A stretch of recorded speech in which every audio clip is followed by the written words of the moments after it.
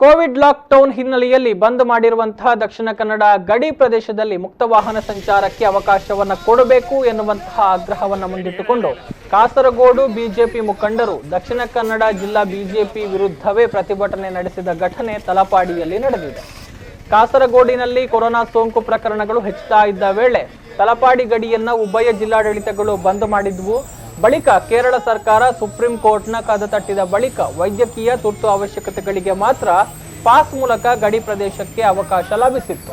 ಆದರೆ ಕೊರೋನಾ ಸೋಂಕು ಹತೋಟಿಗೆ ಬಾರದ ಕಾರಣ ಗಡಿ ಬಂದನ್ನ ಯಥಾಸ್ಥಿತಿಯಲ್ಲಿ ಮುಂದುವರಿಸಲಾಗಿತ್ತು. ಇದರಿಂದಾಗಿ ಲಾಕ್ಡೌನ್ ಸಡಿಲಗೊಂಡರೂ ಗಡಿ ಪ್ರದೇಶ ಸಂಚಾರಕ್ಕೆ ತೆರವುಗೊಳ್ಳದ ಹಿನ್ನೆಲೆ ಹಾಗೂ ಉದ್ಯೋಗಿಗಳ ಸಂಚಾರಕ್ಕೆ ನಿತ್ಯ ಪಾಸ್ ಸಮರ್ಪಕವಾಗಿ ವಿತರಣೆಯಾಗದ ಆರೋಪದಲ್ಲಿ ಕಾಸರಗೋಡು ಬಿಜೆಪಿ ಪ್ರತಿಭಟನೆಯನ್ನು ಮಾಡಿದೆ. ಈ ಸಂದರ್ಭ ಪ್ರತಿಭಟನೆಯಲ್ಲಿ ಸುಧಾಮ ಗೋಸಾಡ, ಸದಾನಂದ ರೈ, ಕೋಲಾರ ಸತೀಶ್ ಚಂದ್ರ ಭಂಡಾರಿ, ನವೀನ್ ರಾಜ್ ಕೆಜೆ, ಸತ್ಯಶಂಕರ್ ಭಟ್, ವಿಜಯಕುಮಾರ್ ರೈ, ಹರಿಶ್ಚಂದ್ರ ಮಂಜೇಶ್ವರ, ಸಂತೋಷ್ ದೈಗೋಳಿ ಮೊದಲಾದವರು ಪಾಲ್ಗೊಂಡಿದ್ದರು.